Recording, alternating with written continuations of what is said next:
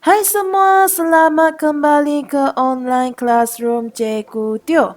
Dalam video ini kita kekal di tajuk 2.2.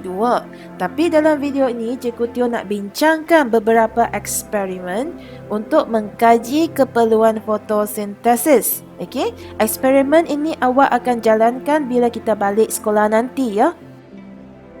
Kita imbas kembali dulu apa dia keperluan fotosintesis yang Cikgu Teo dah bincangkan dalam video yang sebelum ni. Ingat lagi tak?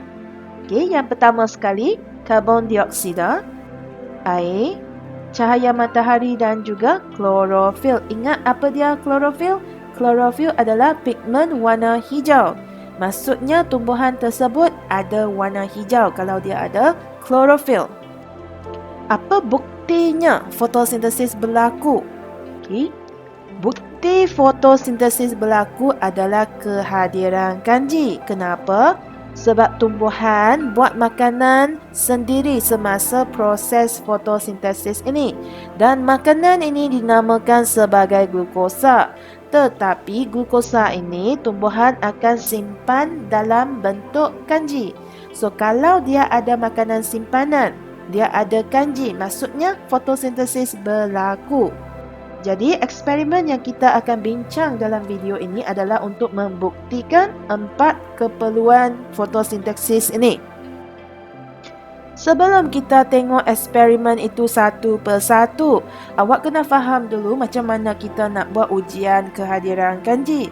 Sebab sekejap lagi kita tengok 4 eksperimen tu kita kena buat ujian kanji ni. Okey, kalau kita buat ujian, kanji itu hadir, maksudnya tumbuhan tu ada fotosintesis. Kalau kanji tak hadir, maksudnya tumbuhan tu tidak menjalankan fotosintesis. Jadi, kita tengok dulu macam mana kita nak buat ujian kehadiran kanji ni. Okey, langkah pertama. Okey, petik daun daripada pokok yang kita nak uji tu. Lepas tu masukkan daun tu ke dalam air yang mendidih. Kenapa kita nak buat macam tu? Kita nak pecahkan dinding sel daun dan lembutkannya. Okey, ingat lagi dinding sel tak? Langkah seterusnya, kita masukkan etanol sehingga memenuhi separuh daripada tabung didih ini. Lepas tu kita masukkan daun ke dalamnya dan letakkan tabung didih ini ke dalam bikar yang ada air panas. Lepas 5 minit baru kita keluarkan daun tu. Kenapa kita nak buat macam tu? Okey, apakah fungsi etanol ni? Fungsi etanol sebenarnya kita nak singkirkan klorofil pada daun itu. Okey, maksudnya lepas 5 minit tu, bila awak keluarkan daun tu, sepatutnya warna hijau yang ada pada daun tu akan luntur dah. Okey. Tapi kita kena awas. Kenapa? Sebab etanol sangat mudah terbakar. Ingat simbol ni? Simbol mudah terbakar. Jadi bila awak buat langkah ini, kena berhati-hati. Tengok dalam gambar ni, sudah tidak ada penunuh bonsen. Kita nak panaskan etanol ini, tapi kita tak boleh bagi etanol tu duduk dekat-dekat dengan api. Okey, bahaya sebab dia mudah terbakar. Jadi kalau bahan kimia yang mudah terbakar kita nak panaskan, cara dia kita masukkan dia dan rendamkan dia ke dalam air panas sahaja. Jauh daripada api tapi rendam dalam air panas. Lepas itu langkah ketiga pula.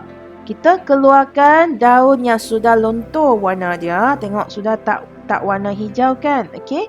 Kita keluarkan dan kita celup dalam air panas untuk beberapa saat. Okey, langkah ini untuk lembutkan daun itu. Dan akhir sekali, awak letak daun tu atas jubin putih ni. Supaya nanti nak tengok warna dia jelas sikit. Okey. Dan kita titiskan sedikit larutan iodin. Larutan iodin ni pada asalnya warna adalah perang. Okey. Jadi kalau ada kanji, warna iodin akan tukar jadi warna biru tua. Kalau tak ada kehadiran kanji, jadi larutan iodin itu akan kekal warna asal dia. Dia tidak akan tukar warna, iaitu dia akan berwarna perang. So, bila kita sudah faham semua langkah-langkah untuk buat ujian kehadiran kanji, boleh kita mula dengan eksperimen. Okay, dalam video ini Cikgu Teo tak akan terang satu-satu prosedur eksperimen ini, sebab cikgu akan terang dalam kelas nanti ya. Okay. Untuk eksperimen 2.1 ini, kita nak kaji keperluan cahaya matahari. Okay, apa yang kita buat ialah kita ambil dua pasu tumbuhan yang sama jenis, label A dan B. Dan dua-dua ini kita letak dalam gelap dulu selama 2 hari. Kenapa kita nak hilangkan semua kanji dalam dia? Okay, sebab dua-dua tumbuhan ini mungkin sudah ada jalankan proses fotosintesis. Dalam daun sudah ada makanan simpanan. Okay, kita nak makanan simpanan ini hilangkan dulu. Masukkan dia dalam tempat yang gelap supaya fotosintesis tidak dapat berlaku dan tumbuhan ini akan gunakan kanji itu sebagai sumber makanan dia. Okay, dan hilangkan habis guna. Baru kita mula dengan eksperimen.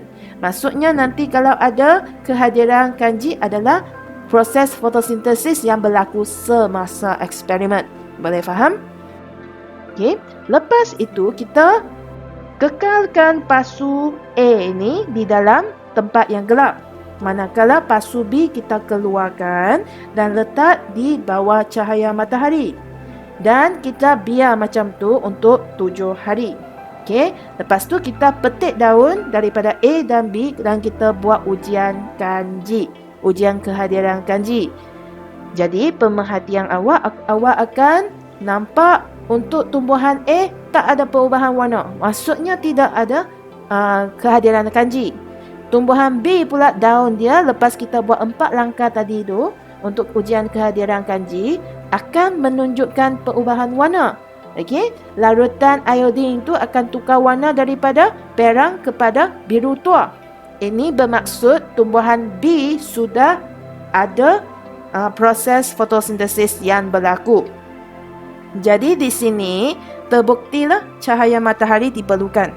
Sebab tumbuhan A tak ada cahaya matahari, sebab tu tak ada kanji. Okey, tak ada fotosintesis. Seterusnya kita tengok eksperimen kedua pula. Okey, eksperimen ini kita nak kaji keperluan klorofil. Okey, cara kita buat, kita guna daun bervariegasi. Apa maksud daun yang bervariegasi ni? Maksudnya daun, dalam satu daun tu dia ada 2 warna. Okey, dia ada lebih daripada 1 warna. Contoh di gambar ni, kita boleh cari daun di mana kat tengah-tengah tu warna hijau.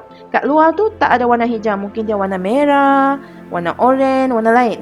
Okey, so kita ambil daun jenis ini. Kena pastikan daun ni sudah didedahkan kepada cahaya matahari untuk beberapa jam sekurang-kurangnya supaya fotosintesis sudah boleh berlaku. Dan sudah ada makanan simpanan. Lepas tu kita buat ujian kehadiran kanji. Dan awak akan mendapati bahagian yang warna hijau ni ada kehadiran kanji. Larutan iodin di tengah-tengah ni akan tukar warna jadi biru tua. Manakala yang di luar ni tak ada pertukaran warna dan tidak ada kehadiran kanji. Jadi terbuktilah klorofil adalah diperlukan untuk fotosintesis. Klorofil tu adalah warna hijau. Next, kita tengok eksperimen 2.3. Okay, eksperimen ini pula kita nak buktikan bahawa karbon dioksida diperlukan untuk proses fotosintesis ini. Okay, macam mana kita lakukan? Kita ambil, sama juga kita ambil 2 tumbuhan, label A dan B. Dan langkah pertama sama, kita letak dalam gelap selama 2 hari untuk hilangkan kanji. Untuk tujuan yang sama. Okay, untuk sebab yang sama. Lepas itu, kita masukkan larutan kalium hidroksida ke tumbuhan A dan kita tutup dengan sekup kaca. Okey, untuk tumbuhan B, kita tak letak apa-apa, ada sekup kaca. Kenapa kita masukkan larutan kalium hidroksida dalam sekup kaca A? Sebab larutan ini dia akan serap karbon dioksida. Maksudnya, udara di sini tidak ada karbon dioksida. Karbon dioksida yang ada di dalam ini akan diserap oleh bahan kimia ini. Manakala di sekup kaca B ini, udara dia biasa. Memang ada karbon dioksida. Okey. Jadi kita biarkan dua-dua ni terdedah kepada cahaya matahari selama sekurang-kurangnya 4 hari dan kita petik daun dan buat ujian kehadiran kanji. Dan awak akan dapati hanya daun daripada B ada kanji, A tak ada. Sebab A tidak dapat menjalankan fotosintesis tanpa karbon dioksida. Bukti lagi satu keperluan. Okey. Terakhir sekali, keperluan yang kita akan kaji adalah air. Jadi ini senang. Sama juga dua pasu A dan B. Sama juga letak dalam gelap selama 2 hari. Hilangkan kanji, lepas tu keluarkan, letak bawah matahari. Dan untuk pasu A ni kita siram air setiap hari. Untuk B kita tak siram selama seminggu. Lepas tu kita buat ujian kehadiran kanji dan awak akan mendapati bahawa daun di A tunjuk ada kanji, B tak ada. Maksudnya A ada fotosintesis dan B tidak ada. Boleh faham tak? Okey. Jadi itu sahaja daripada Cikgu Teo dalam video ini. Kita jumpa lagi di video yang seterusnya. Bye. Kalau awak telah belajar sesuatu yang baru hari ini, jangan lupa untuk like dan subscribe ya.